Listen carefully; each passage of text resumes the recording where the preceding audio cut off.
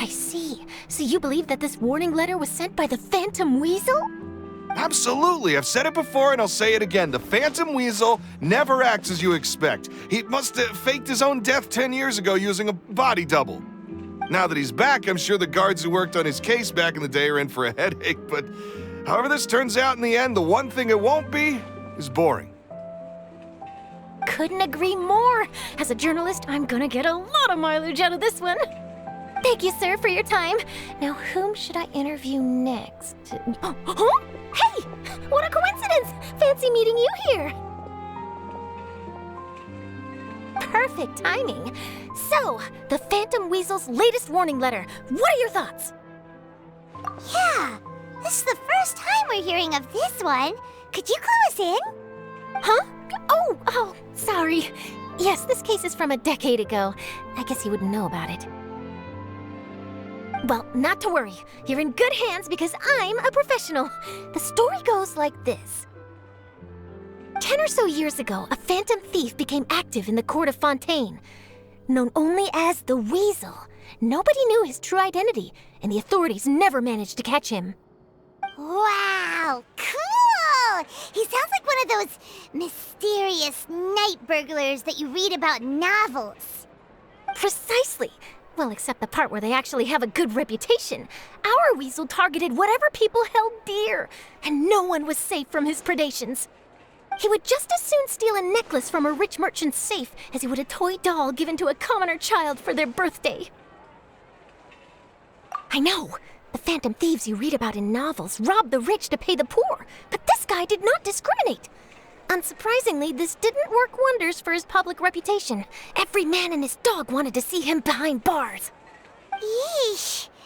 So, did they catch him? Not exactly. There's a good chance that the Weasel would still be at large to this day if it hadn't been for an accident 10 years ago. A magician named Caesar fell to his death in a botched high-altitude escape performance. When the police went through his personal effects, they found a hoard of stolen loot and gadgets used for criminal activities. And that was how the Phantom Weasel's identity was revealed to all. Sure enough, thefts in Fontaine went down after Caesar's death. But today, 10 years on, the notorious thief has once again issued one of his warning letters and pasted it on the gate of the Opera Epiclese for all to see. I had to squeeze through the crowd this morning to get a photo as soon as I heard. Here, it's this one. So, this is the warning letter, huh?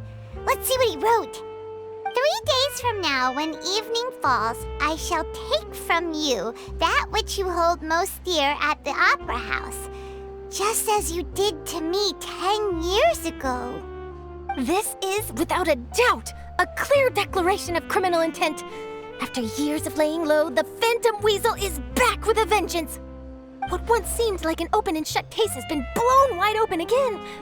But why has he reemerged now? And what does he want? I sense an epic scoop, and I'm going for it. Uh-oh. If this thief will steal anything that other people value, does that mean even we might be targeted? Really? Oh, let him try. In fact, Hyman's gonna eat all our snacks right now. Let's see what he can do about that. Okay, the people have spoken. It's clear that the public are very concerned about the Phantom Weasel's reappearance. Let's see, I've got a photo of the letter, my interview notes. Yep, that should be enough to form the skeleton of my article. It does feel like something is missing, though. Something exclusive.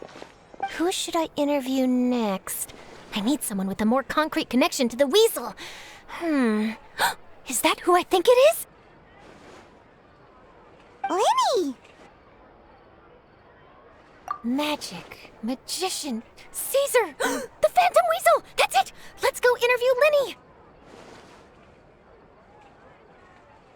You see, the original Phantom Thief Caesar was a magician too! And what do Phantom Thieves and magicians have in common? They both have an air of mystery about them. Perhaps there's a connection there. Are you serious? What sort of a deduction is that? Oh, relax. My journalistic instinct tells me that an exclusive news story is beckoning. Let's go. No time for delay.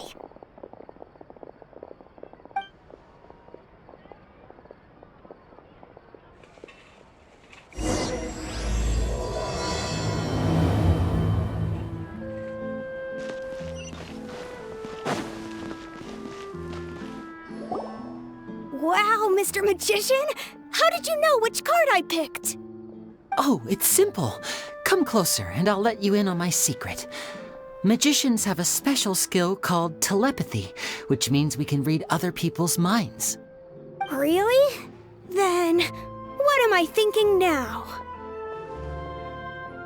Well, first you need to relax, because I can see that you're clenching your fist in your mind, as if to say, no, I mustn't let him guess it. Aww. And now you're getting a little flustered. You're trying to find a way to empty your mind, to think of nothing at all. But the more you try to hide a secret, the easier it'll come out. You snuck out from home today, didn't you? You told your family a little lie so you could come out and play. Now, that's not a good habit. You can tell? Oh boy, you really can read my mind. Of course. Oh, and that's the end of my performance. You should really be heading home. Remember to apologize to your family, all right? They must be worried about you. All right, got it. Bye, Mr. Magician.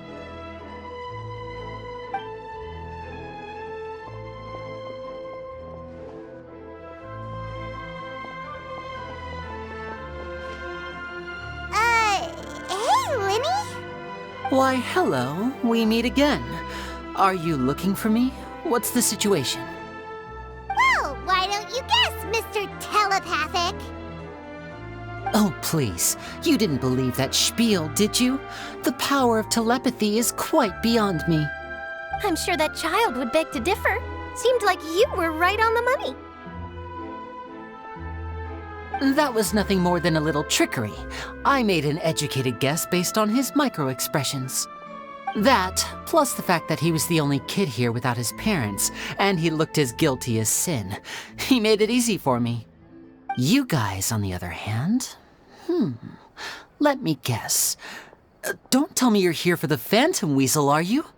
Wow, got it in one! Is this more of your trickery at work? Wait, really? No trickery this time. It was pure luck. His warning letter's been the talk of the town, so I figured that maybe you were asking around about that. Bingo! I plan on writing a column reporting on the latest news about the Phantom Weasel. So, Lyney, what are your thoughts on this infamous thief's reappearance? To be honest, it makes me angry. Angry? Why? You read his letter, right?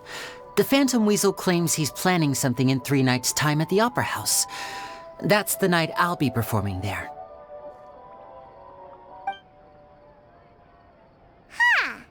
What are the chances? Wait a minute, you don't think he's after you, do you? Well, if he is, then his warning is clearly a direct challenge to me personally. And if he's not, then it's still going to be a huge headache for me. The mere mention of the Weasel's name is enough to scare people off. So once the contents of that letter get out, barely anyone will be showing up to watch my show. But I've been preparing for this for a long time. I'm not about to let him ruin my big day. This leaves me with only one choice. I have to expose the Phantom Weasel's identity before the show begins. Really? So what you're saying is, we might get to see a live duel between a famous magician and an infamous thief? Wow, this has exclusive written all over it. To be honest, I'm not sure if I'll emerge the victor. The Phantom Weasel is a notorious crook, infamous for his inscrutable methods. You're being far too modest, Lyney. I think your magic tricks are even more inscrutable than those of a thief. Thanks for the compliment, though I have to say I don't care much for the comparison. A lot of people liken magicians to thieves because we both have the ability to make things disappear without the person noticing. But there's an important difference that these people overlook. Allow me to demonstrate with a quick magic trick. Here, I have a flower, just an ordinary flower that was picked not long ago. Watch it carefully now. 3, 2, 1. It's gone! That's the question. Where did it go? Therein lies the difference between us. Thieves make precious things disappear, but only magicians make them reappear. If I could now invite you all to check your clothes, there might be a surprise in there somewhere.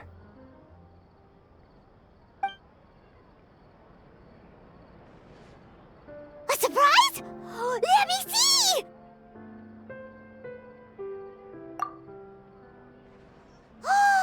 It's right there! But how? You haven't moved this whole time! What an outstanding trick! Sorry, Lyney, it seems that my previous praise was woefully inadequate. Clearly, magic is the superior art form to theft. Don't worry, I didn't take offense. I just wanted to take the opportunity to perhaps change some of the preconceived notions you might have about magicians. Since Caesar's death, a lot of people associate magicians with criminality. It can be quite frustrating. I can imagine. Coming back to your trick just now, might I presume that you are well versed in floral symbolism? For example, magicians often use rainbow roses in their flower-related performances to represent passion and romantic encounters. But you used a Lumidu spell, which, if I'm not mistaken, allude to separations. I'm curious to know if there was any deeper meaning behind this choice? Impressive knowledge. It's no wonder you're such a successful journalist. But I'm afraid I don't know the first thing about floral symbolism. I'm just in the habit of using Lumidu spells in my magic. It sounds like something I should look into, though. I'll buy myself a copy of Fontaine's Floral Language Facts when I have some time. But it'll have to wait until this Phantom Weasel business is behind us. Well noted. In that case, this brings us to the end of our interview. I, for one, am looking forward to the final showdown between you and the thief. Please feel free to get in touch to update me on any further developments. Otherwise, I will of course see you at your show in 3 days' time, but let's hope the Phantom Weasel is caught by then. If there's nothing else, I'll be off. You've given me lots to work with here, and I've got no time to lose if I want to write that exclusive piece. I'll see you all later.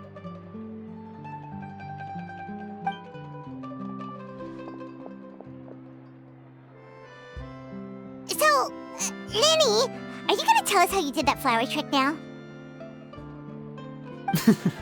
I'm afraid that's my little secret. Aww. Well, magicians are entitled to their secrets. But Paimon's really itching to know how it's done. You feel it too, right? So itchy. Not so itchy then, huh?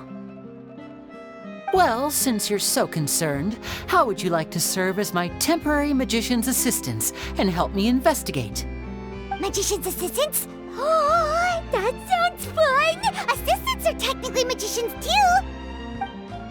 Also, it'll bring us one step closer to figuring out how that darn trick is done! Shall we go for it? The first thing we need to look into is who Caesar really was. If he truly was the Phantom Weasel, that means that the Weasel is dead, and whoever wrote this warning letter is just a copycat criminal. But if he wasn't the Weasel? Well, that'll make things more interesting. It would mean that the Weasel lives, and he's been laying low all this time in some corner of Fontaine. And if we're investigating Caesar, his fiancée Gemma is a good place to start. Word is that she visits the cemetery often, so I asked Lynette to wait for her there. We should make a move. Let's go and rendezvous with Lynette.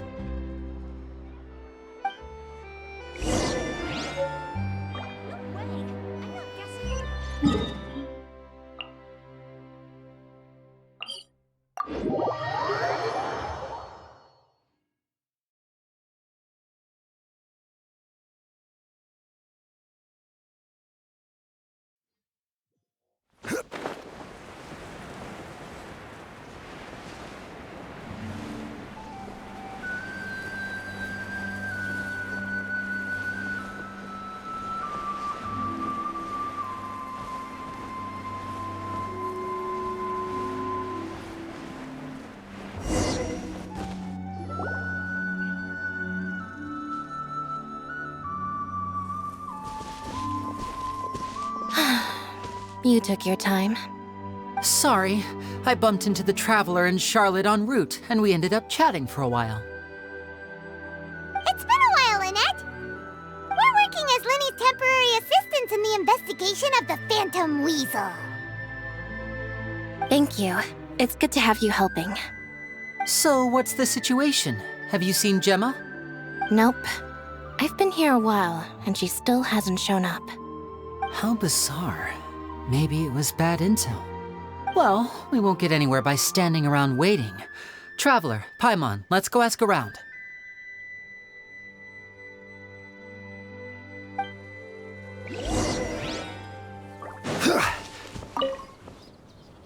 Excuse me, good sir. Do you by any chance know a Gemma? Gemma? You mean Caesar's fiancé? Sure I do. What's this about? I'm just trying to get a hold of her because I need her help with something. I heard she comes here a lot. Yeah, she does. Poor thing. It's no secret why either. She's heartsick. Ever since Caesar passed away, she's been coming here once every week to clean his grave. Often she just sits there in front of his headstone, lost in thought. Sometimes she talks to herself. I asked her what she was doing once. She said she wanted to speak to him again. She knows he's gone and can't hear her from the grave, but she just likes to spend time there, telling her fiancé all about how her life is going. And she's been doing this ever since Caesar passed away? Oh, so 10 years. Wow. Their love must have been really strong. I'll bet. Caesar's reputation fell apart after his identity was revealed, so no one else visits his grave. Gemma's the only one who still thinks about him after all these years. I don't know if the mind lives on in the waters after death, but if it does, I'm sure Caesar must be grateful to have someone who remembers him fondly. If I'm honest, I think this is all so unfair to poor Gemma. Her fiancé was a low-life crook. He doesn't deserve someone like her. Anyway, all of that said, she's running later than usual today. Normally, she'd be sitting in front of his grave by now. I wonder if she's okay. Well, that's everything I know, I'm afraid. You might have more luck asking some other people. All right, well, thanks for sharing all of this with us. We'll keep asking around. You're welcome. I just hope she'll be able to move on one day.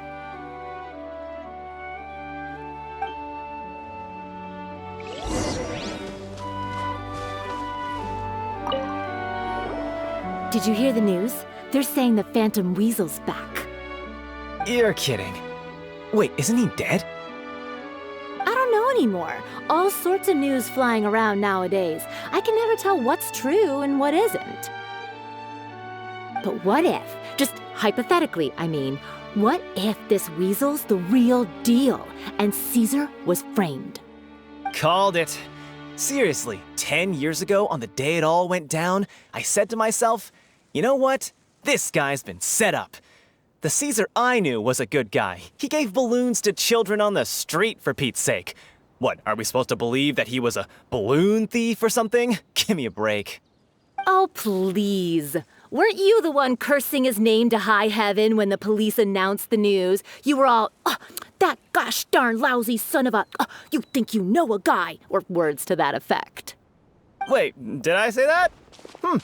I don't seem to recall. Hello there. Sorry for disturbing you, but I couldn't help but notice you were discussing the Phantom Weasel. We're actually quite interested in this topic as well, but we're struggling to get to the bottom of it. Do you think you could spare a moment to tell us a little bit about Caesar? You've come to the right people. Yep, I was there. Back when Caesar used to perform magic tricks on the street. He was a great magician. The best trick I ever saw him do was pop a transparent balloon, only for a whole bunch of doves to fly out from the inside. I was right up close and didn't blink or look away once. But for the life of me, I still don't have the faintest clue how he pulled it off. Really incredible stuff. I saw him perform too. He always used to bring some gifts along for the kids who came to watch his show, and he'd hand them out after he was done. Sometimes, he even got the kids to write their wishes down, and then he'd make the items on the wish list appear in his next show. He doesn't sound like such a bad guy. But after he died, there were also rumors that he used the wish list to find out what was precious to people, with the intent to steal it later. As I'm sure you know, the Phantom Weasel would steal just about anything from anyone. Whatever the case, now that the Weasel is back, Caesar's become a hot topic once more. I bet Gemma must be pleased. If Caesar's name gets cleared, maybe it'll finally give her some solace after all this time. No, speak of the devil. That's her over there. If you've got any more questions about Caesar, she's definitely the one to ask.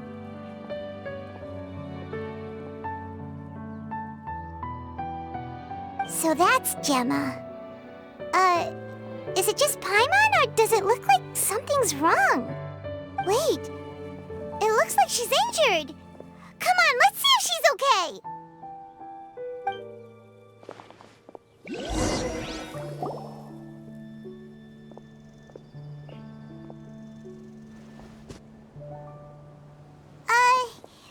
Hi there. You're Gemma, right?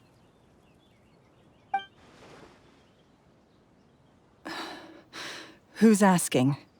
Don't be afraid, we mean no harm. It looks like you're injured. How bad is it? Thanks for your concern, but you didn't answer my question. Who are you, and what do you want with me? My name is Lyney, and this is my sister Lynette. My name's Paimon, and this here's the Traveler. We're investigating the Phantom Weasel. The Weasel posted a warning letter this morning. If he still lives, that means that Caesar was falsely accused. You knew Caesar better than anyone else. So if you're willing, we'd love to hear what you think about all this. I promise you can trust us. We won't hurt you. In fact, we'll do all we can to keep you safe. I never believed that he was the Weasel. Huh. I suspected as much. Okay, so going back 10 years, do you remember anything strange in the weeks leading up to the accident? Did Caesar have a falling out with anyone, for instance? No, not that I know of. Got it. All right, sorry for disturbing you. If you don't have any more questions, please leave. I want to be alone with him.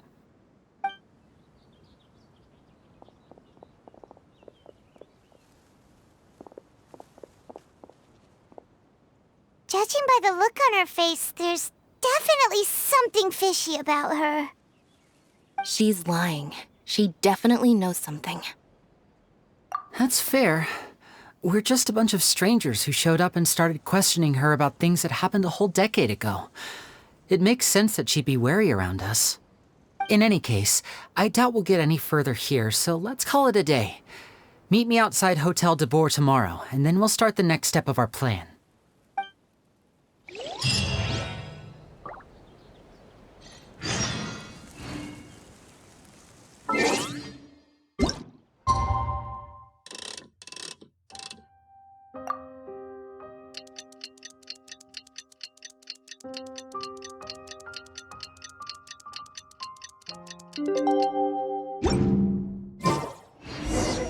Osmanthus.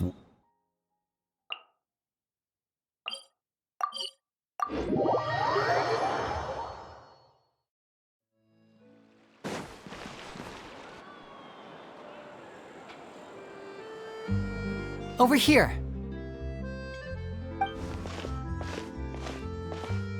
Lynette's not joining us today? I've had her follow Gemma and see if we can make any inroads with her. They should be at a cafe right now. Still, I don't think that Gemma's likely to open up to us. So, we need a contingency plan. Today, we'll be looking into a guy named Lorenzo, Caesar's former pupil and assistant. When Caesar passed away, all the stolen goods discovered in his home were confiscated and returned to their rightful owners. But Lorenzo was the only one privy to all his magic secrets, and he inherited his craft. Before long, Lorenzo was the next big magician in town, his fame surpassing even that of his master, and it made him very wealthy.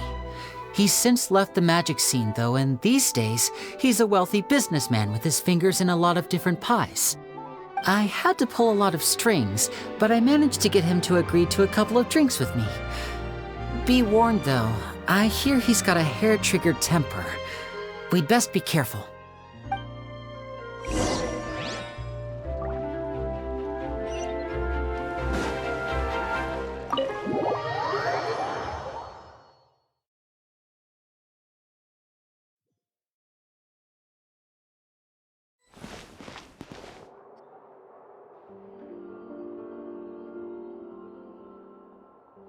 You neglected to mention that you were bringing 2 other people with you.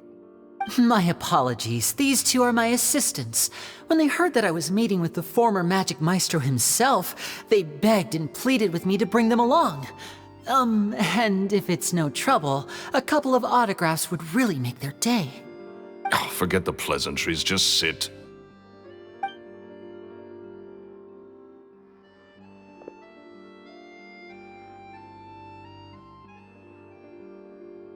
Get a load of this guy. Forget the pleasantries, he says, but he looks pretty happy about Lyney stroking his ego. I only agreed to meet since we're both magicians. Do me a favor and cut to the chase. I have more important things to do than drinking. Much obliged, sir. As it happens, the matter I want to address is also related to magic. Yesterday morning, a warning letter from the Phantom Weasel appeared on the entrance to the Opera House. He claims to be planning something for the same evening that I'm scheduled to do a magic show there. As such, I believe that I may well be his target. I have to get to the bottom of this to ensure that my show can go ahead as planned. Naturally, any investigation into the Weasel starts with a few questions about Caesar, who... What is there to investigate? Caesar was the Weasel and he's been dead for 10 years. So what if some sick creep thought it'd be funny to write a warning letter? It changes nothing. Are you trying to tell me you actually bought it? Please, sir, no need to get so worked up. I do concede that a copycat is but one possibility. Possibility? It's a fact, Lyney. Look, my patience is limited, so listen carefully while I'm still willing to put up with you. The Weasel is dead. Period. Everyone knows that, so do yourself a favor and quit this investigation. It'll lead you nowhere. Look, if this affects your magic show in any way, I will personally compensate you for any losses. Oh, sir, I'm honored, really. But this isn't about finances for me. My pride as a magician is what's at stake here, Lorenzo. Copycat or not, this person has thrown me the gauntlet, and I must meet their challenge head on. Your pride? Don't mince words with me, boy. Just tell me, what exactly are you seeking to do? I want to find out the Phantom Weasel's true identity. I have to know for myself what really happened 10 years ago. What would that accomplish? And what do the events of 10 years ago have to do with you, anyway? Look, you of all people should know that a magician never reveals their secrets. And in any case, dead men don't talk. So if you really care about your magician's pride, then you'll forget about Caesar and move on. Uh-oh. This is getting awkward. Lorenzo? Is that? Oh, it is you! I know that big, booming voice anywhere. What's up, my man? Want to grab a drink with me? Another day, I'm busy. Oh, come on. You can't be all business all the time. You know what they say? Live fast, die young. You gotta learn how to kick back and relax once in a while. If I wanted your life advice, I'd ask for it. Now get out of my face and go be drunk somewhere else. Sorry, my good sir. I don't believe I've had the pleasure. Oh, hey! Edmondo. He and I are business pals. We worked together a bunch of times. This is your first time meeting him? Oh, he's always like this. Foul-mouthed and hard-nosed. Never heard a kind word out of this guy the whole time I've known him. And he wonders why he can't get a girlfriend, despite being, what, pushing 40, 30, something? Anyway, point is, a lot older than when he first got rejected by the girl he was into. And he's still into, from what I hear. Shut up and get out of my face. Another word out of you and you can forget about doing business with me ever again. Do I make myself clear? Sorry, I may have had a little too much to drink. All right, I'm gonna leave. Don't work too hard.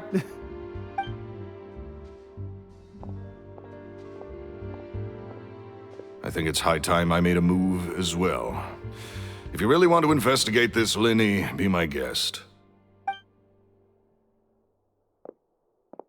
But if nothing good comes of it, don't say I didn't warn you.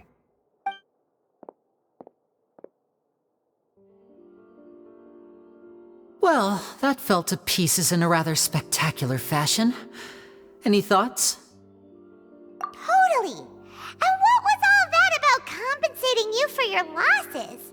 Why would someone you just met make an offer like that? He's gotta be hiding something. And not like Gemma. She was a little suspicious, but this guy's definitely covering something up. I think so too. We need to look into Lorenzo more closely. That guy Edmondo seems to know a thing or two about him.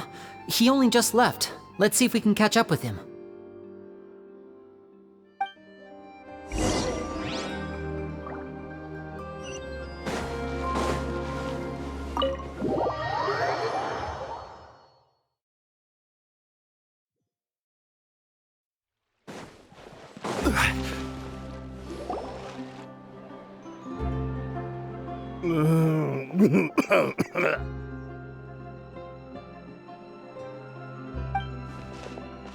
You okay there? Who are you? Oh, it's you guys. Don't worry about me. I must have had one too many. I just need to ride it out. I said way too much back there, didn't I? Yeah, I nearly talked myself into complete financial ruin. Note to self, no more drunken chats when Lorenzo's around. So he was serious about threatening to cut you off? Ugh, Paimon knew he was a bad egg. Hey, keep your voice down. Don't go prying into Lorenzo's personal affairs. Bad things happen to people who ask too many questions or make an enemy out of him. What kind of bad things? Don't even ask. I'm sorry. I'm gonna have to cut this conversation short. I'm not crossing that line again. And take it from me, trouble with Lorenzo is one thing you don't need in your life. You saw him flare up back there. I don't know what you said to him, but clearly it touched a nerve. That's not a good sign. You're too young for this. Don't get in over your head. I'm leaving.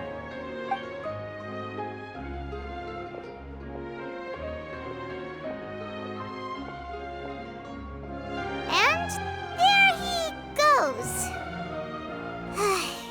What do we do now, Lyney? Shh! I think we're being watched. Someone was listening in to our whole conversation. Don't say anything and don't look back. Any altercation in the city will attract the guards. We better take this elsewhere.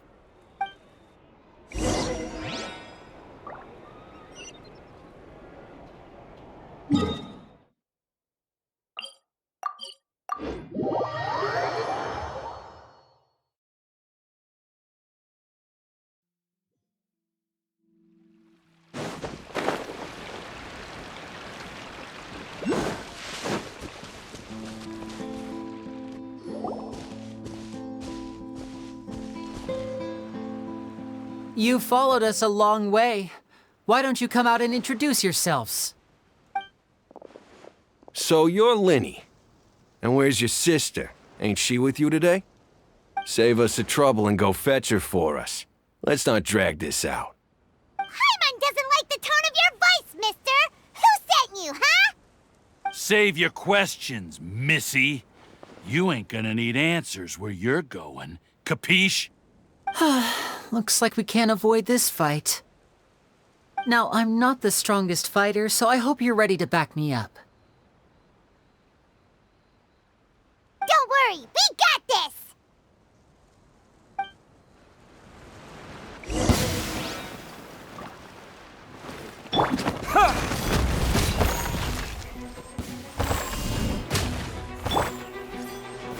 Stabilize! Curses. They're tougher than we thought. Vision wielders are always trouble. Intimidation ain't gonna work like it did on the lady. Come on, let's scram! Hey, wise guys! We ain't through with you yet! Oh, they got away! Did you catch what they said just before they left? Something about intimidating someone else. Sounds like they just wanted to rough us up as a scare tactic, and they've already done it to someone else, but who? You're right. She was injured when we saw her yesterday, and she acted like she had something to hide. Maybe she was too scared to tell us the truth because those guys had threatened her. Well, if that's the case, she should be more willing to open up to us once she learns that those thugs won't be bothering her anymore. Let's head back to the cafe and see if we can get any information from her.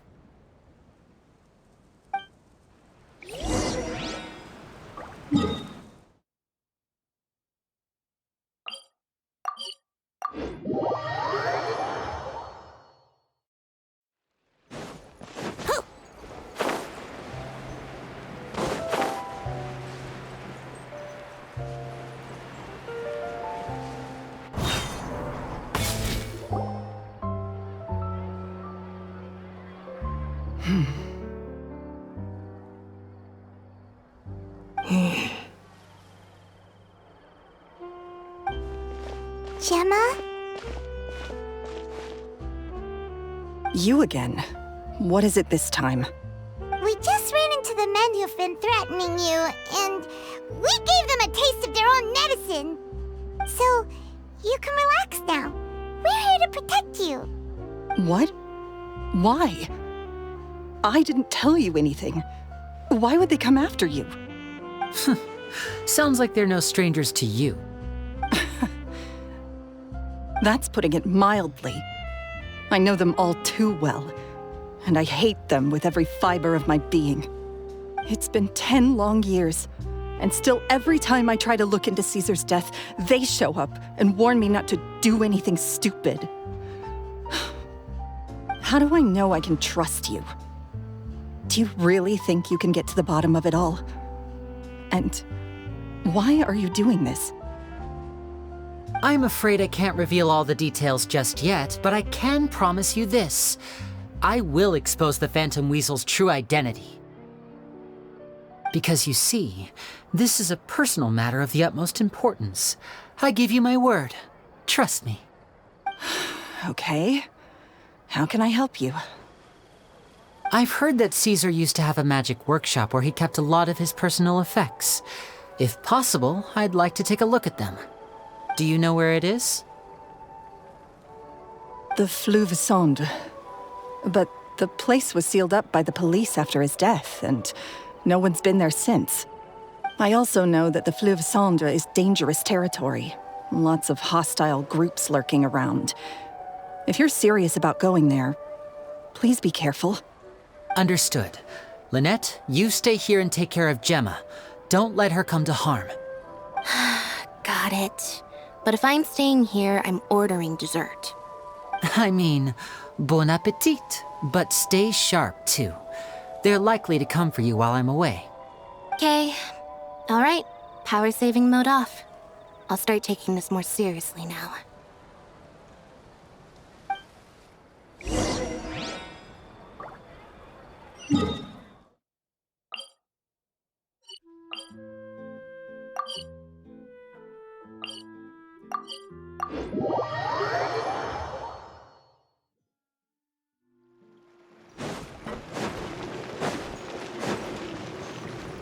Wouldn't gliding be faster?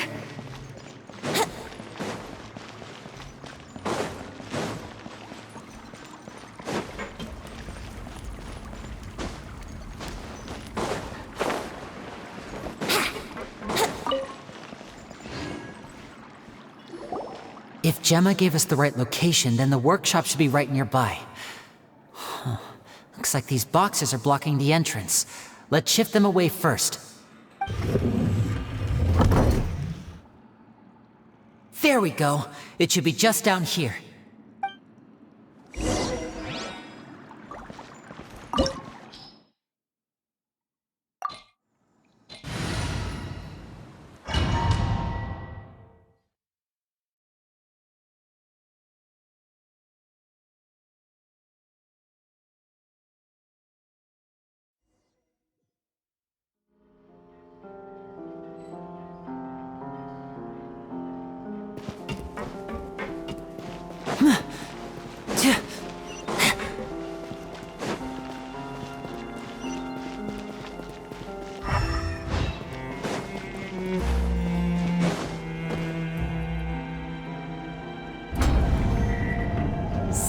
This was Caesar's workshop. Nothing suspicious here, just normal magic props. Let's head in further.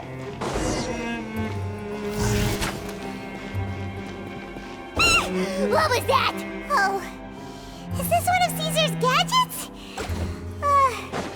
Guess we must have triggered some sort of device.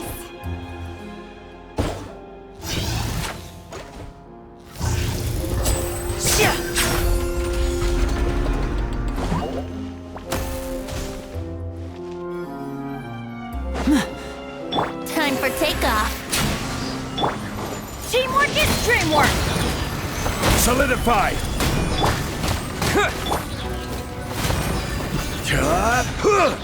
Whoa. Look, the doll in the box is glowing.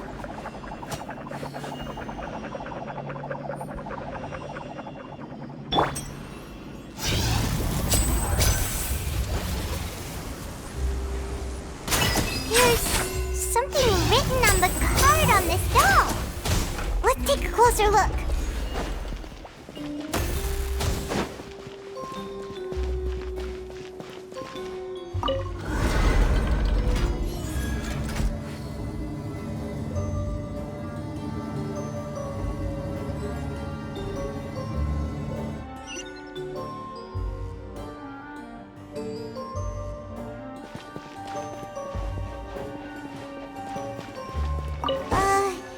These magic boxes are moving. What do we do? One of them looks different from the rest. Let's investigate.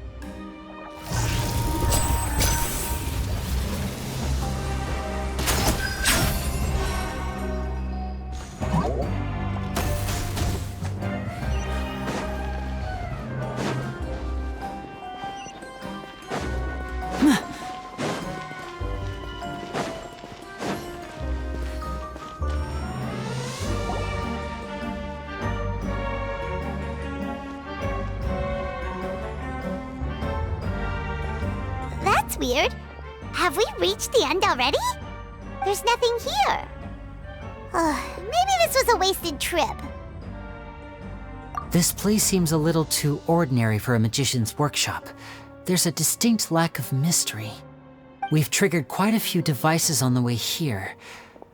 I'm starting to wonder whether Caesar built this whole place as one big, elaborate magic contraption. If so, then there must be more to this place than meets the eye. Maybe a hidden room somewhere. Aha! If I just move this book, then hopefully... and... presto! A secret passageway! How did you know? I'm a magician too, and apparently great minds really do think alike. Looks pretty big inside. Let's head in and take a look around.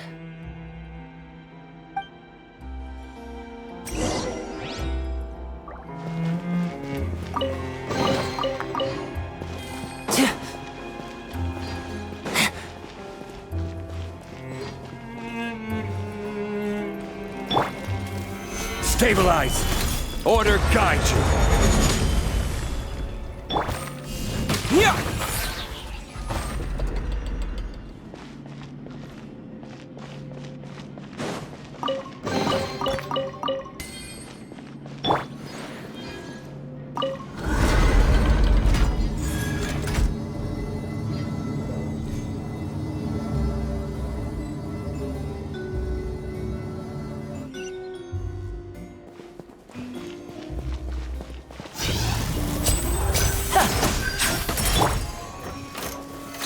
Solidify! Quick!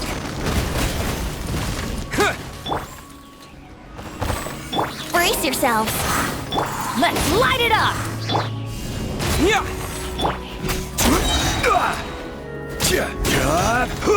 Here we go!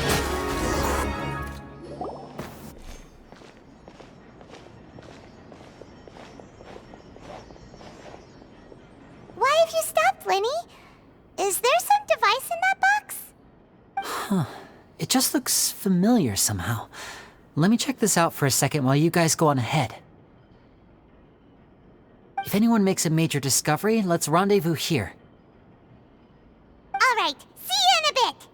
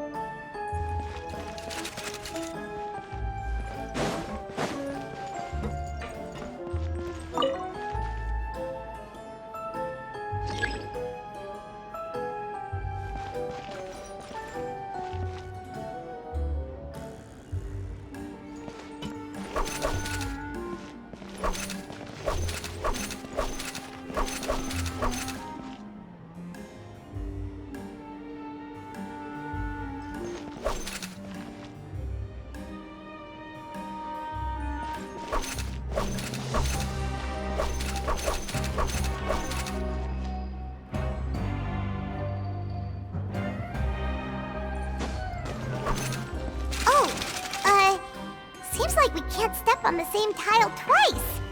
Guess we've got to finish it in one run, huh?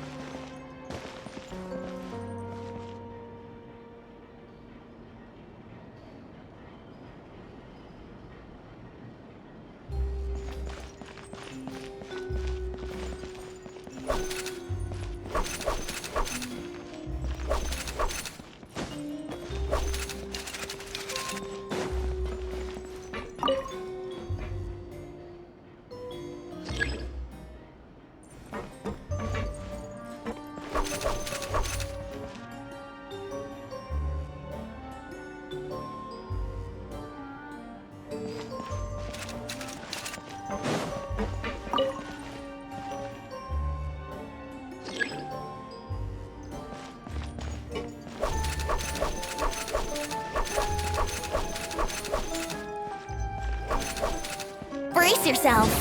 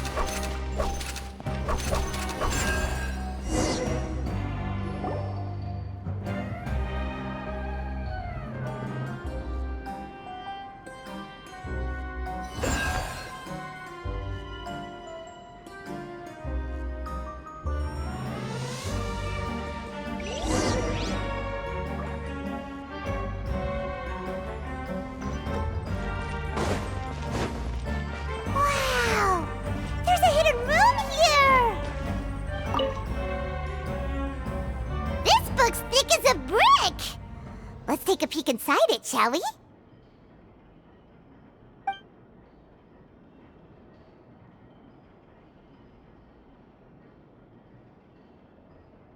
It's nearly time for me to go on tour.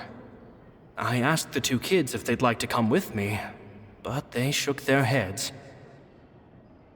I once overheard them talking about their father and their mission.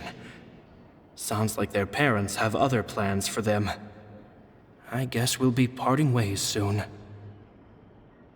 It's only been 10 days since I first met them, but I think that I've gotten a feel for their personalities now. They're very tough, but also very cautious, and they trust no one but each other. This, I fear, is not a good habit to have. They hide things from me too. For example, when I asked them where they live and why they wanted to learn magic, they lied. That's the thing about children. Whenever they're trying to cover something up, it always shows somehow. I can sense that their lives have been hard, possibly even dangerous too. They're not. After thinking things over, I decided to tell them a bit about how I see the world. It's full of lies and falsehoods, and that is why we must find our own truth. P.S. I hope they won't find my nagging annoying. Children are so opinionated nowadays. Will it do them more harm than good for someone they've only known 10 days to lecture them like that? P.P.S. Maybe I'm overthinking this. Children aren't interested in grand philosophies. It probably just went in one ear and out the other. I bet they've already forgotten every word I said. Oh, Caesar, Caesar. Just mind your own business next time. It seems like something's bothering Lorenzo lately, but he won't open up to me about it. Surely he's not upset that I agreed to teach those two children. I'll have to talk him around. I have a good feeling about those kids. They're naturally talented, and it seems like they're not new to the world of magic. They have all sorts of fantastic ideas. All I'm really doing is helping them develop a more professional standard training plan. They wanted to call me Master, but I told them they absolutely mustn't. Any magician worth their salt could have taught them what I have. They're the geniuses here. Compared to them, I don't deserve to be called any sort of master. With time, I have no doubt that they could become far greater magicians than I. My only concern is why they're so mature for their age. I fear they've had to grow up too fast. I don't dare to imagine what they must have been through. Gemma thinks so too. She doesn't like being around them.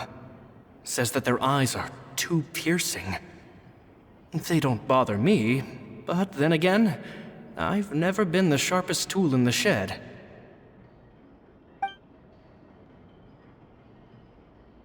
Two children came to talk to me after today's show. I don't know why they were out on their own. They looked much too young to be unsupervised. I do hope. Anyway, they said that they wanted me to teach them how to do magic. It's not uncommon for children to ask this, of course, but I've never seen any of them as serious about it as these two. I told them that learning magic is very hard work, but that didn't faze them at all. It's like they already knew. They seem... At one of my shows a few days ago, a child asked me how I pulled candy out of my hat. As a joke, I told the kid that the hat has a built-in wish-granting machine. Next thing I know, today a whole bunch of kids were pestering me to pull all sorts of things out of the hat. So I told them another white lie. The machine needs time to power up, but in the meantime, you can write your wishes down. Well, they took me up on that offer, enthusiastically. As I write this, I've only just got back from running around all over town, buying the things they wanted. Boy, are my legs sore. I wound up saving very little this month. But that's not a major issue. I now have a bigger problem. How am I going to hide all these things inside my hat?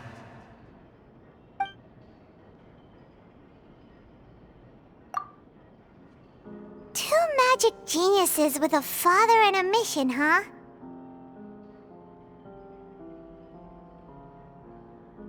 Sounds a lot like he was writing about Lyney and Lynette, don't you think? So did they meet Caesar when they were kids? Let's go ask Lyney!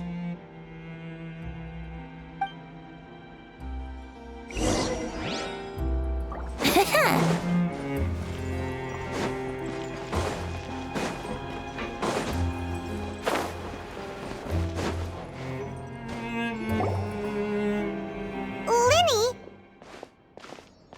Shh, hold that thought.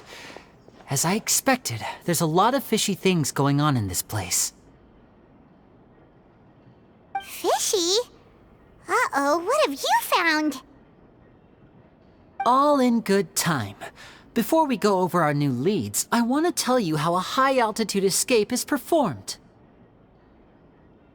First, the magician slots themselves into a magic box in full view of the audience. The box is then suspended high in the air, and a short while later, the base automatically opens. At this point, a dummy will fall out of the box, but it looks real enough to grab the audience's attention, and they start wailing and screaming. Meanwhile, the real magician, who has by now blended into the crowd, waits for a good moment to make their appearance and put on a hysterical performance. Oh no! Is that me? Did I just fall to my death? Very vivid description. Paimon can really picture it. And then what?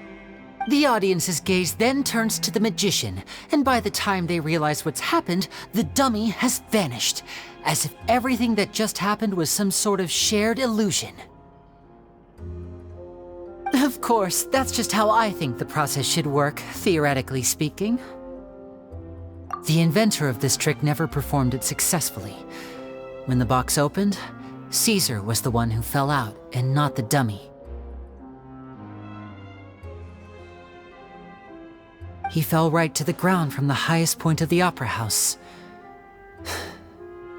No one could hope to survive that fall, not without a vision at least.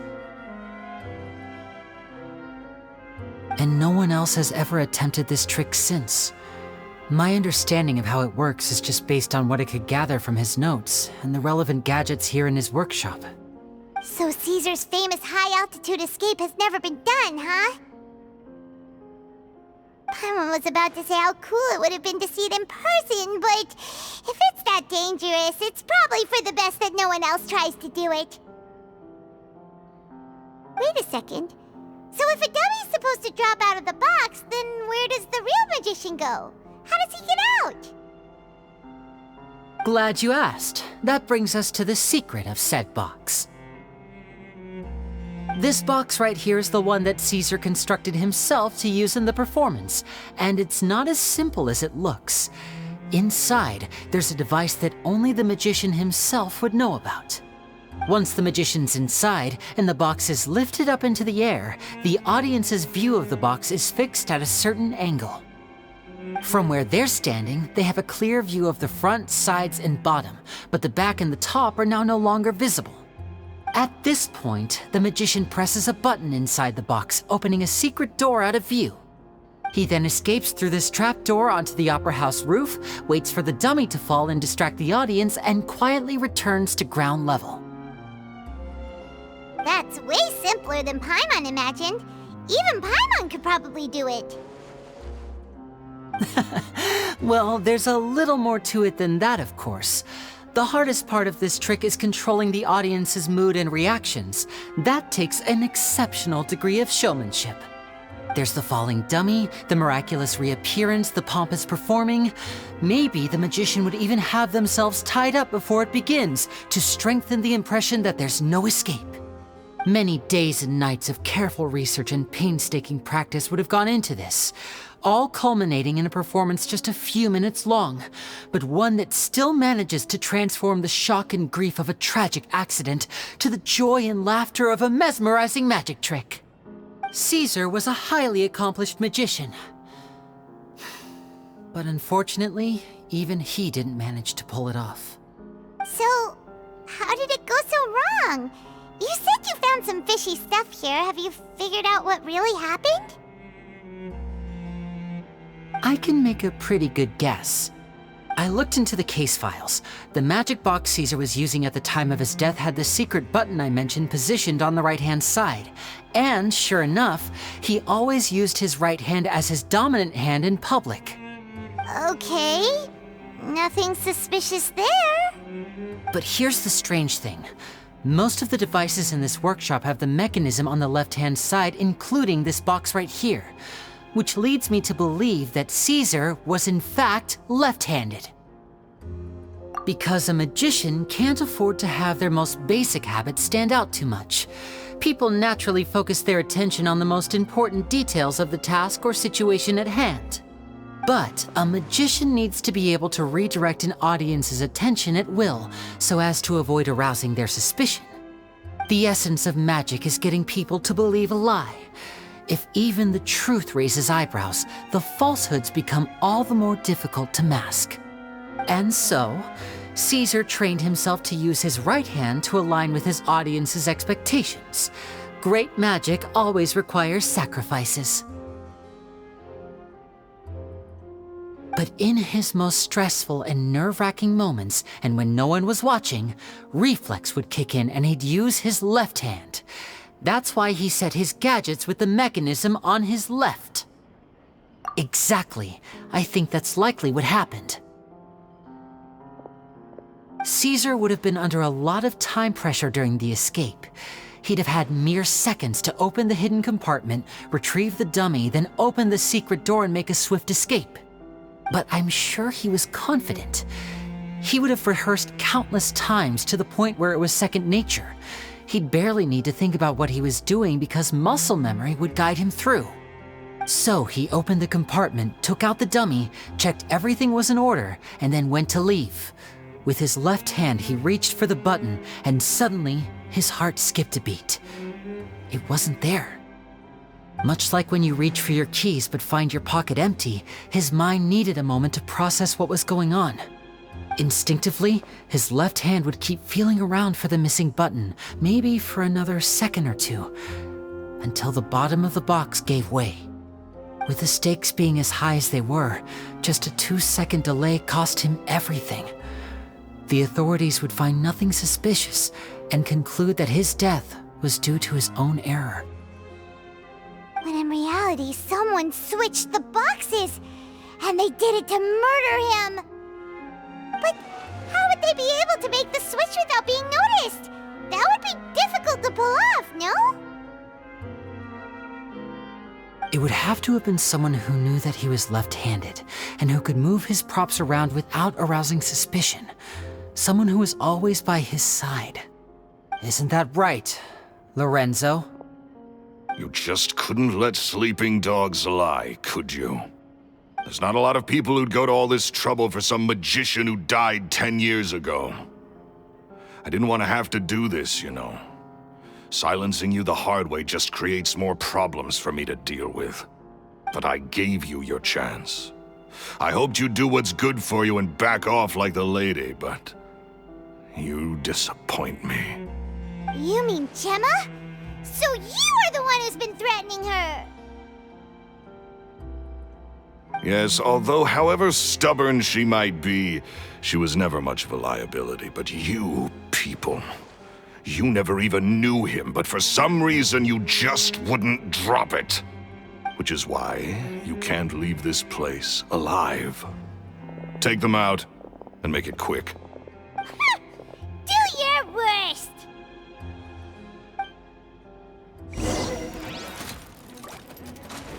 Think you can get away? This is order. Gather! Everybody stand back! Let's play! To dust!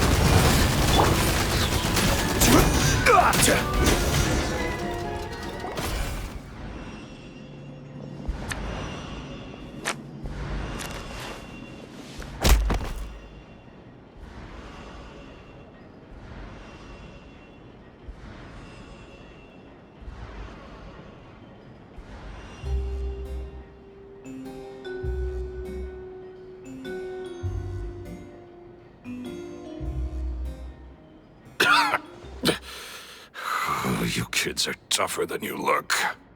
Had enough yet, Lorenzo? Your cronies can't help you now.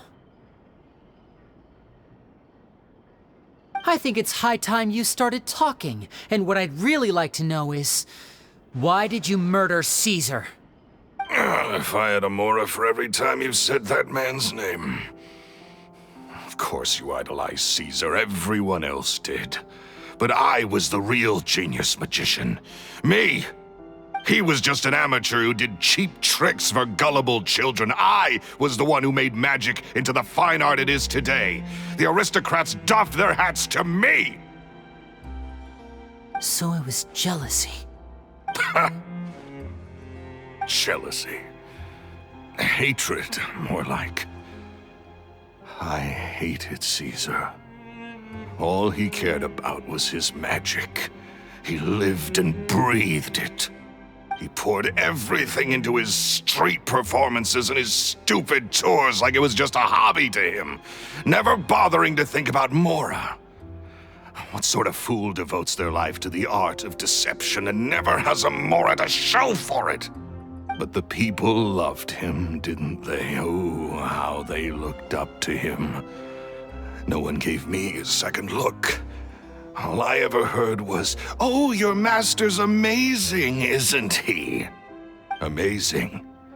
Yeah, so amazing that he was completely broke. Every other apprentice was living it up at their master's expense, but no, not me.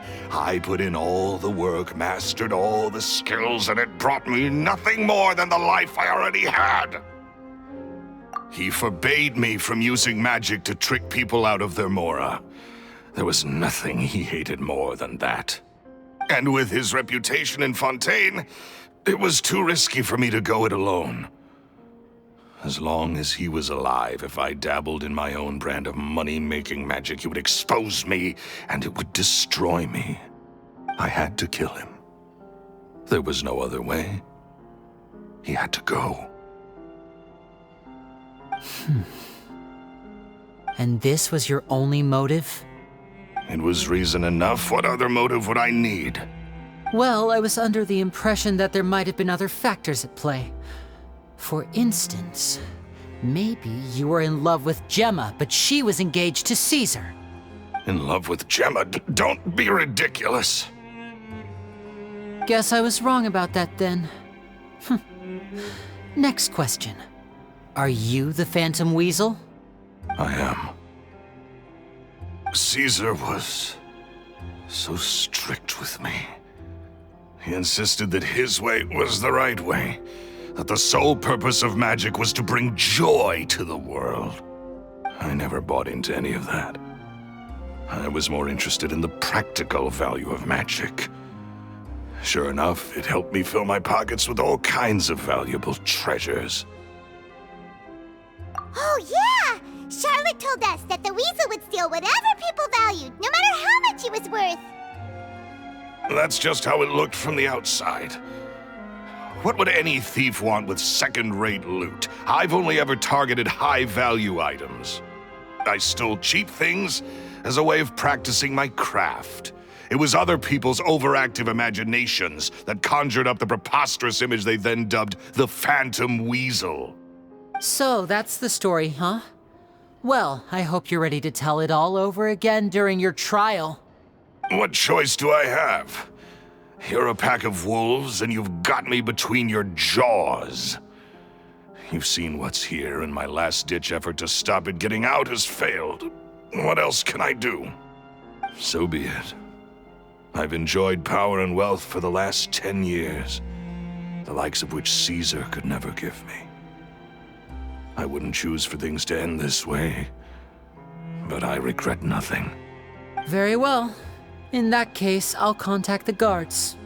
Traveler, Paimon, keep an eye on Lorenzo for me. I'll meet you just outside the workshop when I'm back.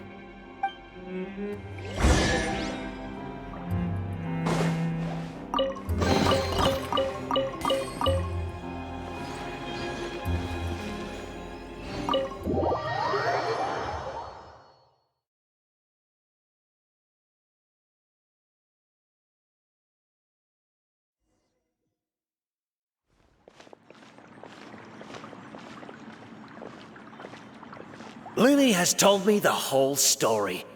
Lorenzo, do you confess to the murder of Caesar and to framing him for the Phantom Weasel's crimes? Look who's finally developed a conscience. What kind of disciple murders their own master? I hope it was worth it, because there'll be hell to pay.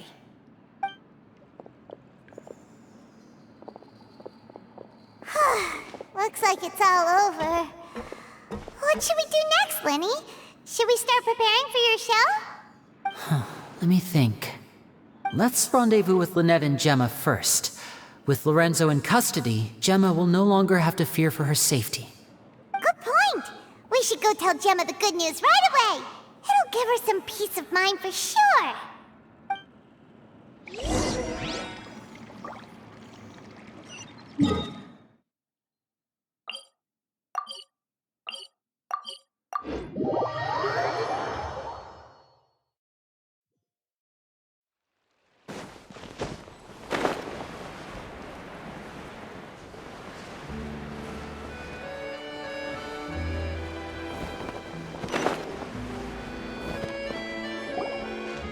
Ah, you're back. You were so quick. I've only just finished my third dessert. Your third? Lynette, come on, we've talked about this. Everything in moderation. You're not gonna have any room left for dinner now. It's fine. I'll shift to exercise mode and jog off the excess sugar. That's besides the point. Well, it's done now, but try to eat a more balanced diet in the future. Point taken. Did everything go okay? Of course! Lorenzo was no match for us. The guards are taking him into custody as we speak. Gosh, that's amazing. I'm sorry, I still didn't know if I could trust you, but now it seems I can. I had my suspicions about Lorenzo, but It's okay, we understand. He did threaten you. Paimon would find it hard to trust strangers in your position too. But you don't need to be scared anymore. Everything's gonna be okay. Sorry. My emotions are all over the place right now. I've been waiting for this day to come for so long. I always wanted to report Lorenzo. He took all of Caesar's property, which I found suspicious, but I had people watching me all the time, so I couldn't risk looking into it. I was so afraid.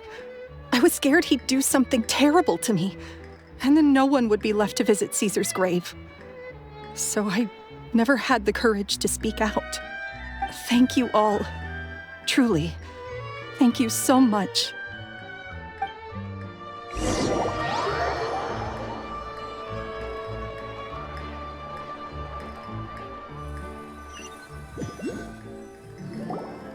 Thank you all for clearing Caesar's name. I never would have guessed that Lorenzo was the real Phantom Weasel. He never showed any signs that there were problems between him and Caesar in public. From the outside, it looked like they got along great. And to think that lowlife's been living life to the fullest all this time while Caesar's name was getting dragged through the mud. It's a travesty. At least his soul can finally rest in peace now, thanks to your efforts.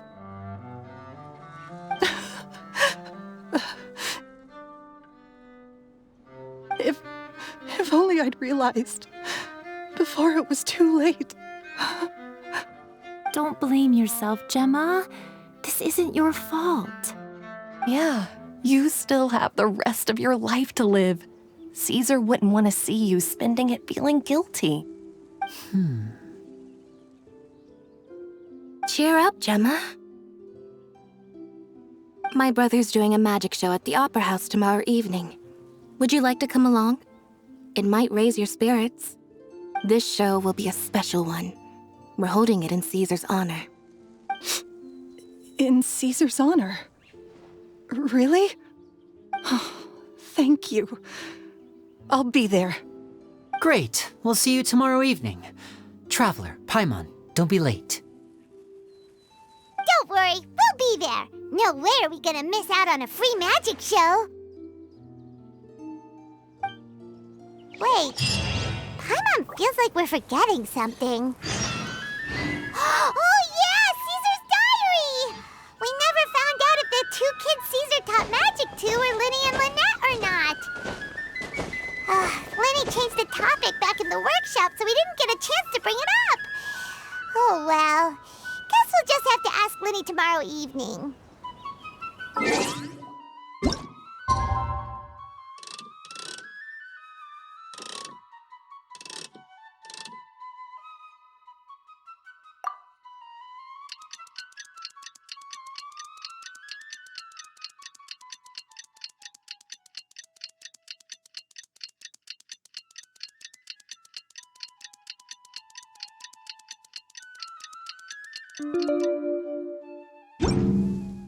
Every journey has its final day.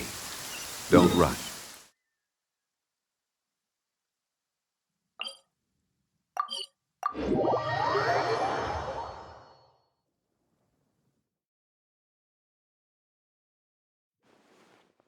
Violet grass is a plant that enjoys a moist environment and is best picked after it rains.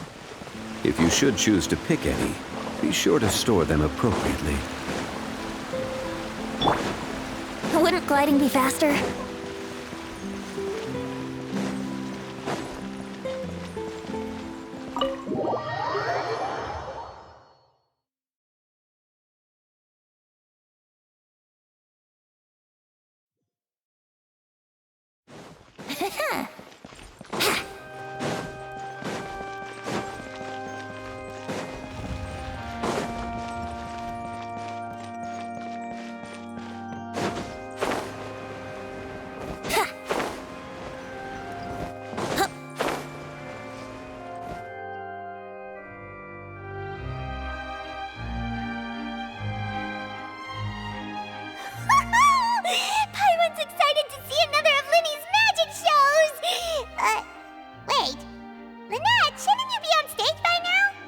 Not this time. My brother's going solo today. So, I'll be watching with you.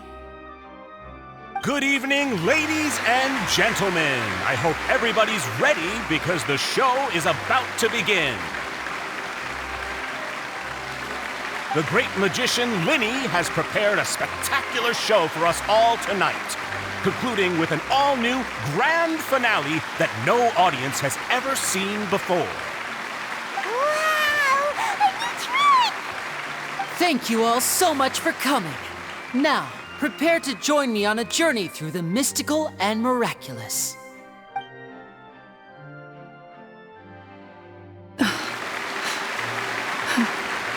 Exciting stuff, isn't it? Yes, it's just... It reminds me of him. No wonder. Caesar was a famous magician too. So, how did you two first meet, Gemma? Well, I was out on the street once, and I saw him performing for little children. Children love magic, because they're willing to believe in things that can't be rationally explained. Caesar had this amazing way of bringing them into a dreamlike world. And somehow, I felt drawn to him too. So I went up and asked him to do a trick for me. Aw, that sounds so romantic. What trick did he do? It was with a flower. He took it in his hand, snapped his fingers, and it magically appeared on my head. I was so happy that day. No one had ever given me a flower before that. Oh, that's so cute! Actually, now that you mention it, Lyney's done that one before. Is that right? Then I suppose he's a romantic at heart, just like Caesar. So let's treasure the time we have with him. After all, you never know when the people dearest to you might be gone. That's right. It's all over now. Paimon doesn't really know how to comfort you, but at the very least, no one's gonna be intimidating you from now on. You can breathe easy at last, right? Right. Yes, you can breathe easy now, Phantom Weasel. See? Even Lynette says... Wait, what? The Phantom Weasel? Lorenzo escaped? Where is he? What do you mean, Phantom Weasel? As Lyney once said, a performer's job is to commit fully to their role and put on a flawless performance for their audience. But once the bag of tricks is empty and the curtain falls, it's time to end the show. The spotlight is no place for someone with no more cards up their sleeve. It's been 10 years, Gemma. Aren't you tired of the grieving widow act? I think it's time to put an end to it. What are you talking about? Paimon doesn't like this riddle. Traveler, Paimon doesn't like where this is going. Come on, say something! Ladies and gentlemen, I hope you're all enjoying the performance so far. There will now be a brief intermission, after which Lyney will perform the most electrifying act of tonight's show, the one we've all been waiting for. The final performance will take place outside of the Opera House, so please make your way outside in a calm and orderly fashion. The Phantom Weasel never did like public places, did they? Don't worry, this place will be quiet soon. Let's talk somewhere else for now.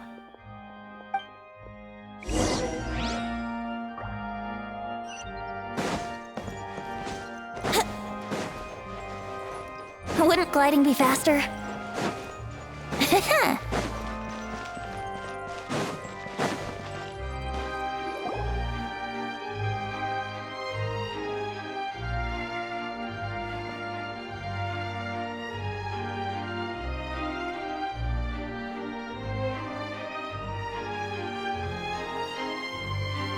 Dear me, this is awkward, isn't it? And unfortunately, I'm all out of gadgets, so I'm afraid I can't do any tricks to liven up the mood. This is a big mistake for a magician to make, but thankfully, I do have a backup plan. Now, who wants to hear a story?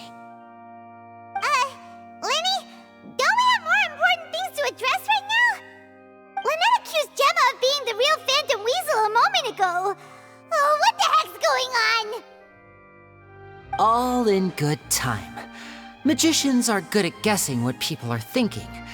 I know the questions you want to ask. And as it happens, the story I'm about to tell might answer a few of them. Really? Well then, let's hear it! Paimon's dying of curiosity here! Let's go back to the very beginning. A decade ago, when the Phantom Weasel was terrorizing the court of Fontaine. She never missed a target, never left a trace, and no treasure was safe from her thieving hands.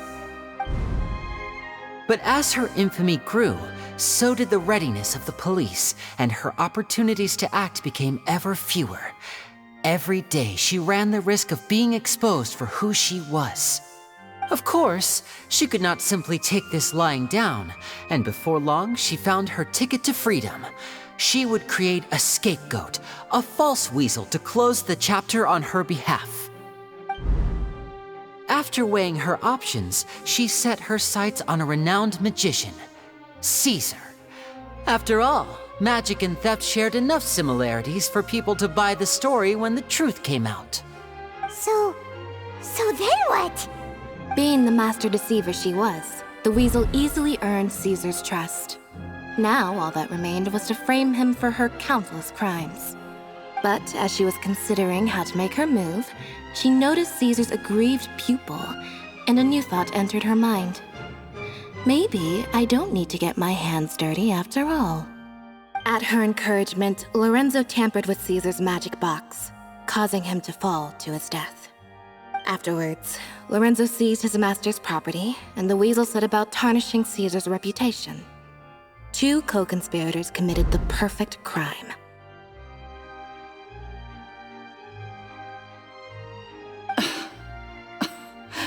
I've got to hand it to you. You're both exceptional storytellers. It's enough to make even me wonder whether there was really another mastermind behind all this, pulling the strings. But I just have one question. You seem to think that I am the villain in this tale. What's brought this on, Lyney? Is it something that Lorenzo said? Don't worry, Lorenzo said nothing at all. But I never believed that he was the Weasel, and in fact, my investigation only made me more certain of that. He was too forthcoming with his confession, as if there was something else he was trying to hide. How disappointing. So you'd sooner trust Lorenzo than me, even without a shred of evidence? A magician is an expert at playing the audience to get the result they want. And I have no doubt that you, Gemma, are equally talented in this regard. With a little help from Lorenzo, you put on a very convincing performance. The lovesick fiancé, whose devotion to her betrothed is unshakable, even under threats of violence.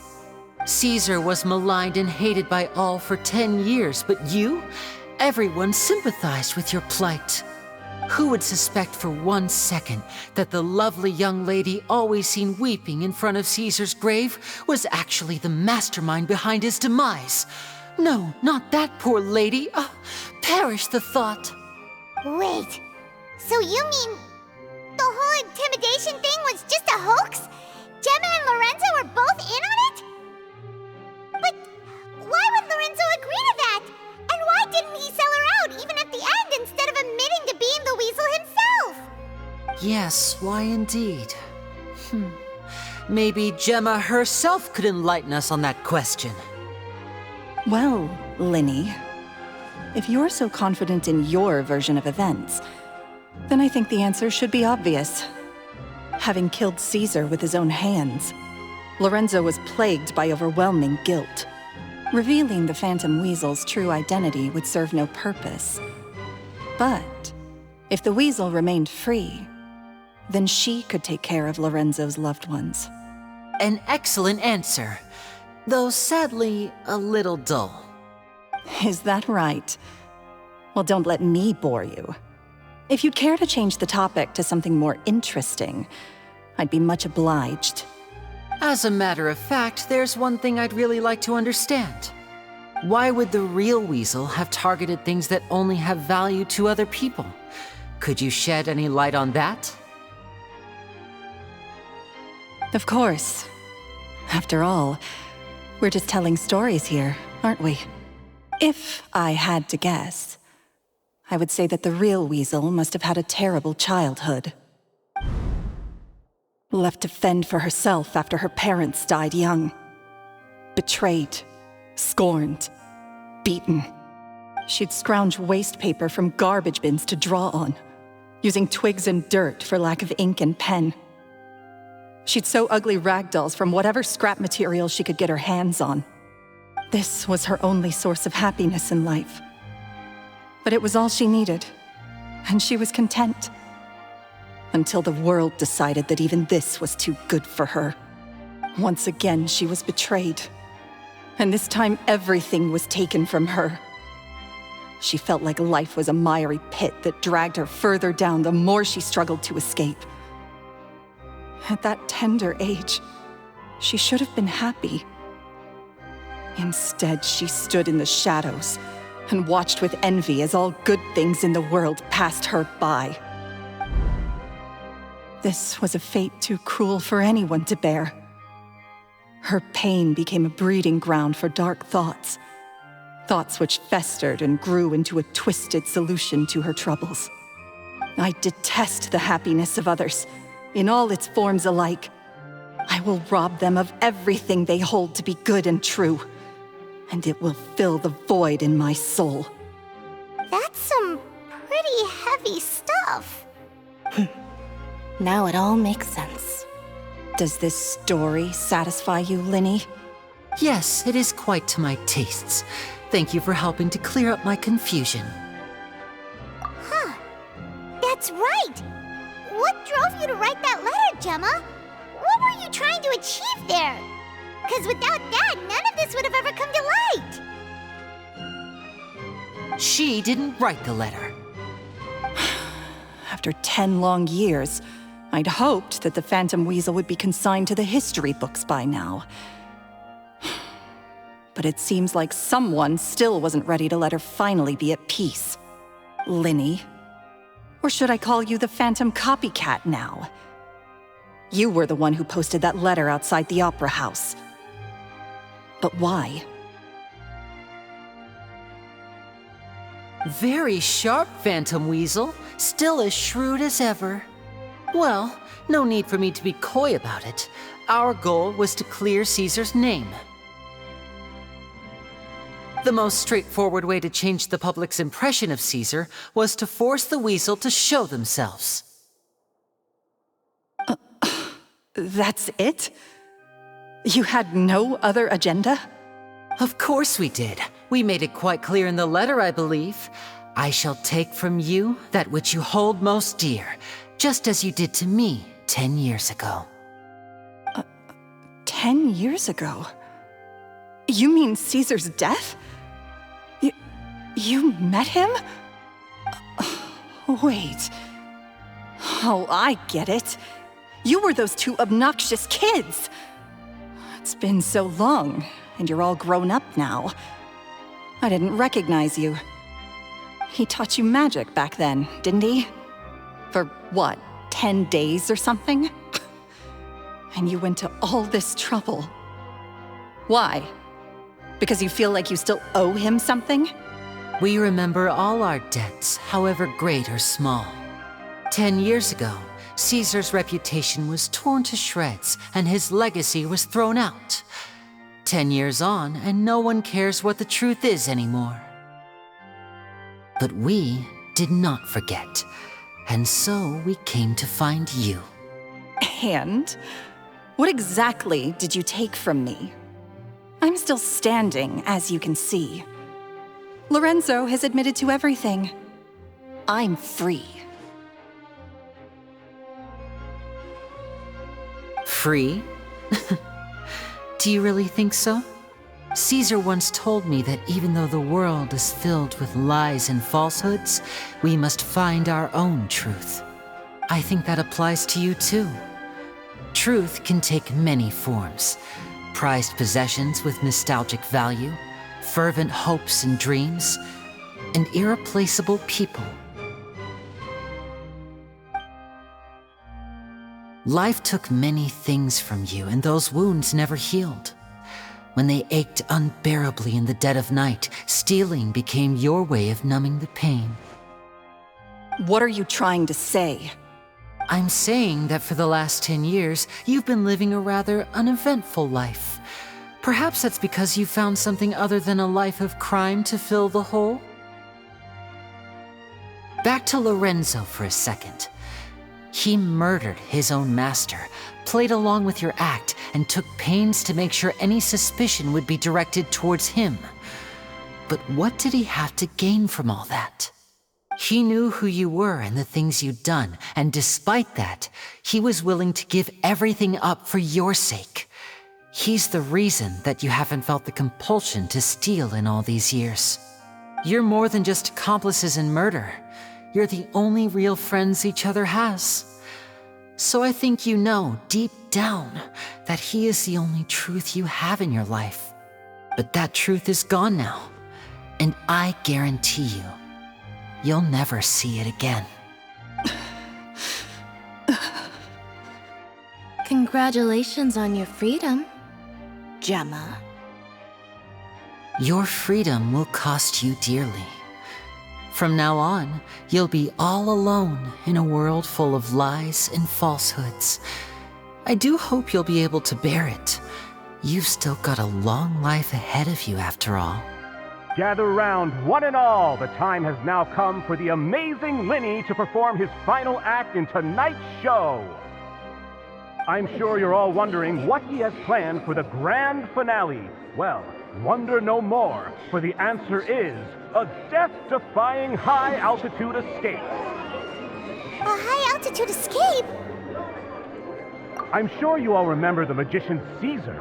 This was the very trick that led to his fatal fall, after which he was dubbed the Phantom Weasel.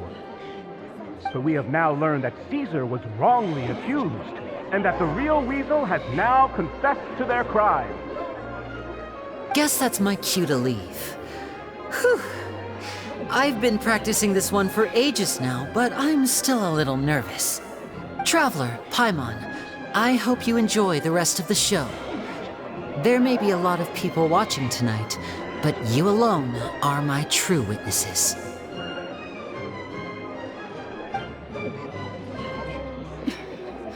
Lyney, wait. You two hid a lot from Caesar.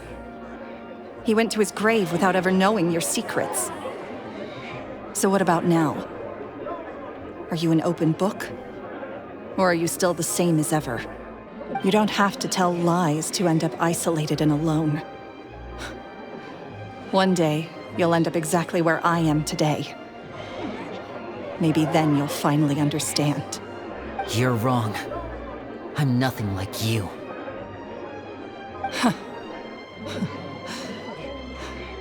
So, what are we, doing now? Like Lyney said, when you're ready, let's head outside and watch the show. But what about Gemma? She'll figure out what's best for her soon enough. Oh, and if you'd like to see Lyney after the show, you know where he'll be. The usual haunt. All right. Well, let's go and watch Lyney's finale then. This trick's a pretty dangerous one, but he should be able to pull it off, right?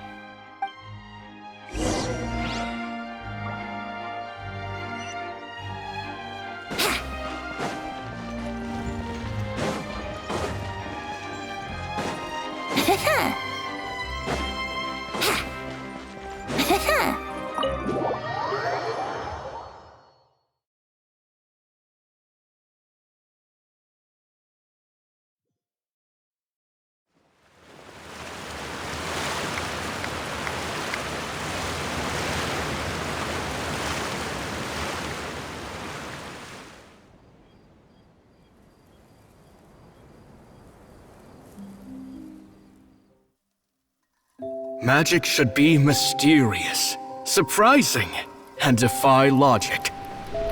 Magic is hard work. Every single movement has to be practiced thousands of times. It's alright. We're used to that.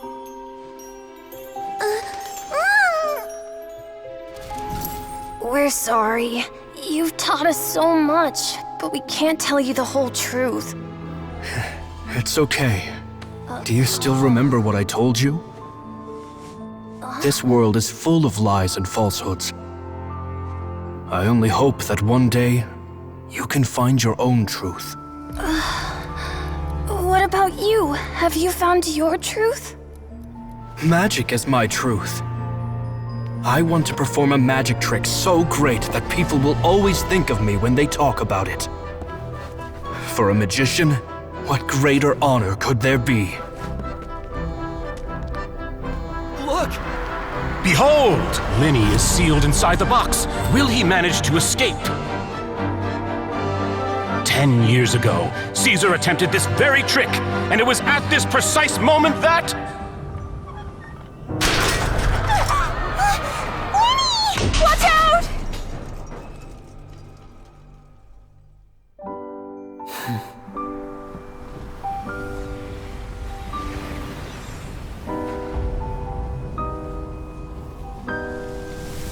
Mysterious. Surprising. And logic-defying. Isn't that right? This honor belongs to you. Caesar.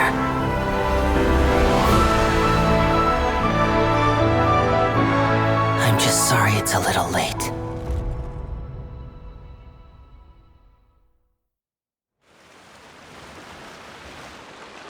Did you see that?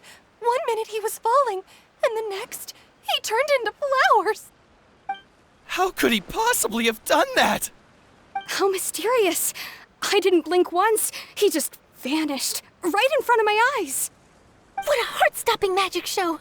This was really worth the trip. Caesar's name has finally been cleared, and Fontaine's new star magician Lyney has fulfilled a wish on his behalf. Oh, I couldn't ask for a better grand finale. It will make a great headline for the Steambird tomorrow, even if I do say so myself. Whew. Looks like everyone really loved Lyney's grand finale. Paimon doesn't see Lyney anywhere. Where'd he go? Oh, Lynette said he'd be waiting for us at the usual haunt. But, where is that? Oh, you mean the one where Caesar's buried? Yeah, that's probably it. This whole magic show kinda seemed like Lyney's way of saying goodbye to Caesar. So it makes sense that that's where he'd be afterward. Alright, let's go look for him there.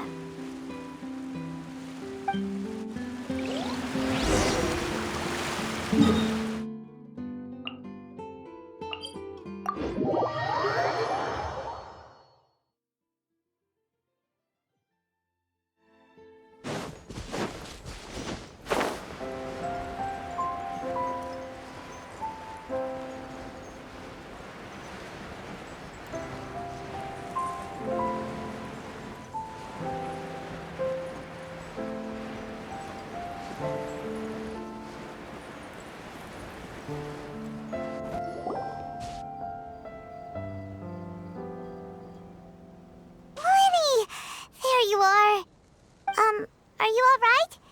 Paimon was scared to death when the chain broke. Paimon was sure something had gone horribly wrong. Magic is a performance art. A magician has to get creative to keep the audience on tenterhooks. That's our job. So I tweaked Caesar's original setup a little to keep it fresh. I was honestly a little nervous during the live performance. The thought of falling, suddenly feeling weightless, seeing the sky and the ground spinning and spinning. Sometimes, I can't help but wonder what Caesar thought in those final moments. Did he regret taking Gemma and Lorenzo on? Or did he believe that it was his own slip-up right until the end? You know, Paimon's been wanting to ask you about something ever since we were in Caesar's workshop. You learned magic from Caesar once, didn't you? When was that? After I joined the House of the Hearth. To be honest, Lynette and I had an agenda when we approached him. I told you about my past before, remember? As a young boy, I survived by secretly learning magic from street performers. I'd watch their tricks and try to figure out how they were done. But I quickly realized that observation alone could only get me so far. What I saw was the polished final performance, but the rigorous training they put in behind the scenes remained invisible to me. I needed to learn how to improve my sleight of hand, hone my misdirection skills, and make niftier props.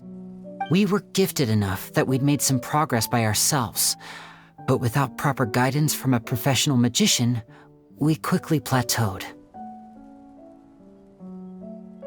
So that's why you sought Caesar out? Yes. We figured there was no harm in asking, but it took us by surprise that he was so willing to teach us. In all, we only spent 10 short days together, but he was very good to us. By contrast, we hid so many things from him. For instance, when he asked why I wanted to learn magic, I answered, "It's my passion." But in truth, there was already a lot more to the story by then. After being taken in by an aristocrat for our magic talent, then betrayed soon after, this was no longer about me doing what I loved. What amazed me was how the lie escaped my lips even as I was hesitating over whether to tell him the truth. Trust is a beautiful thing. Sadly, I'd forgotten how to trust by then. Lyney. Still worried about the way I feel? You really are a gentle soul, aren't you? But don't worry, I'm used to it now. From the mansions of the elite to the house of the hearth, lies and selfishness have followed me and Lynette everywhere we go. After Caesar went on tour, we became busy with our missions. The next we heard of him was that he'd fallen to his death, and was now declared to be the Phantom Weasel. That night, I remembered his smile. But as I lay there, I didn't know what to say to him. To keep secrets is to put up walls. The longer you keep them up, the less you let people in. Then, one day, you look around and realize your life is like an empty auditorium after a show, full of seats once occupied by all the people who left. But I guess that's the price we have to pay. You only realize how much someone really meant to you when you lose them completely. That's why I was so confident this would hurt Gemma. Because I felt it for myself. Yeah, cheer up, Lyney. We've had to say our fair share of goodbyes during our journey, too. But whatever happens, Paimon always believes in what tomorrow brings. Delicious food, fun toys, and the traveler by my side. Paimon just needs to focus on things like this, and all the unhappy stuff goes right out the window. You know, Traveler, doesn't that kind of make you Paimon's truth? Exactly. It's the same for me and Lynette. We are the truest thing each other has in the world, and nothing can replace that. Life has taken plenty from us, like it did from Gemma. But at least it left us with each other. That's what gave us the strength to get through the darkest days. That's why the darkness never consumed me, and why it never will. Maybe we live in the shadows too, but we remember every precious ray of light that shines through. All right, time to lighten this conversation up a little. What did you think of the show tonight? Were you happy with it? It was amazing! Paimon just wishes we hadn't been so distracted with the Gemma situation. We spent most of our time in the Opera House just talking and pretty much missed the entire first half of the show. Lyney, could you do just one more trick for us? Whoa, that's a bit of a tall order, I'm afraid. The show's just finished, so my sleeves are decidedly card-free right now. Aw, come on! Surely you can think of something. The Lyney Paimon knows can do anything if he puts his mind to it. Oh, all right then. I'll give it a go, but only because it's you. Watch closely. I have a flower in my hand.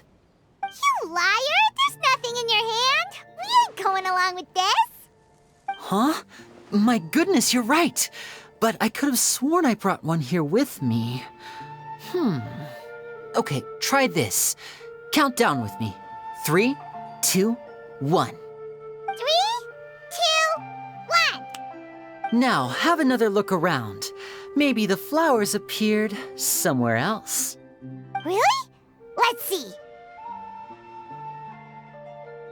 Wow, there it is! Oh, this is a different flower from the last time, right? This one's called, oh yeah, a rainbow rose. But more importantly, Paimon has to know how the trick is done. Please, Lyney, pretty please! Well, if you want to learn magic, you'll have to start by addressing me as teacher. Ugh. Fine. Please, teacher, please! Since you asked so nicely, I'll share one little tip with you. Namely, the student of magic cannot solely rely on others being prepared to reveal their secrets. You have to observe, think, and find the answers for yourself. Is that it? Look at the time. We shouldn't linger here too long. Thanks again for coming to see my show. I bid you both good night. I look forward to seeing you again. All right, fine. See ya. Shall we head back now, too? Oh, Paimon can't wait to read The Steambird tomorrow. Paimon bets Lyney and Caesar will be plastered all over it. to the Steambird's offices tomorrow morning and see what we can find out.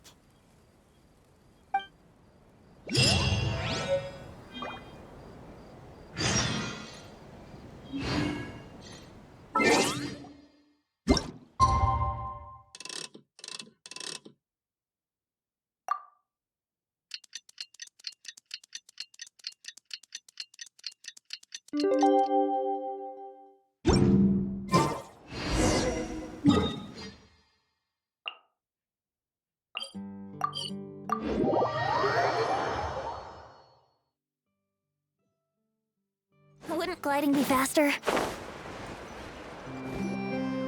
I'm very sorry, Charlotte, but my sister and I are quite busy today.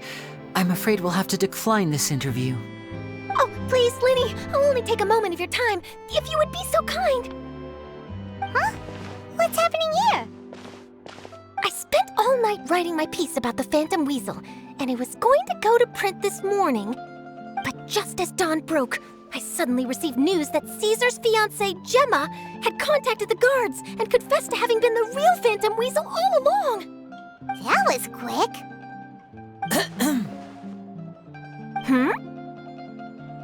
Too late, bro.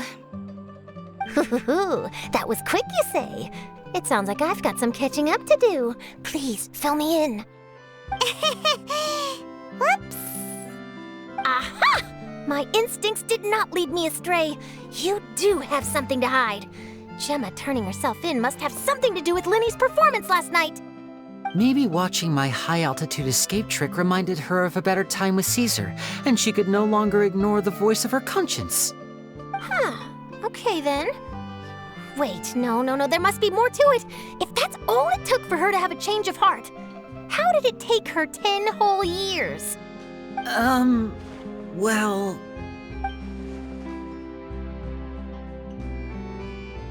Oh, I remember now! You and Gemma were nowhere to be found after the show. What happened between you? Quickfire question! Where did you all go after the show? Oh, we went to the cemetery and Lyney did a private magic trick just for us.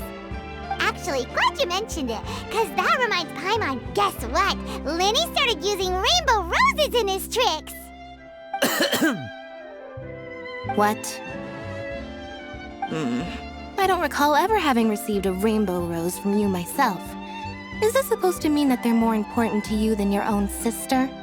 No, I just, What now? Oh, did Paimon say something wrong again? This is getting pretty awkward. What do we do, Traveler? Seems like this interview wasn't meant to be. Well, never mind. There's always next time. Forgive my persistence, but when there's explosive news waiting to be found, I can't turn away. The news about Gemma has already made waves, and I'll stop at nothing to get to the bottom of it all. Apparently, one of the things she said to the guards was that her final wish is to see Lorenzo one last time. There's clearly a web of complicated relationships there. Can't blame me for being curious. All right, I guess I'll leave you to continue the rest of your conversation in peace. Bye for now.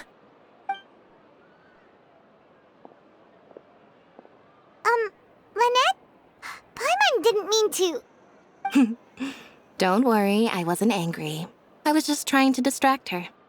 Oh, really? Oh, thank goodness. You scared Paimon there. Phew. You and me both, Paimon. You and me both. At least it did the job, right? Please, take good care of that rainbow rose. I'd be really upset if you lost it.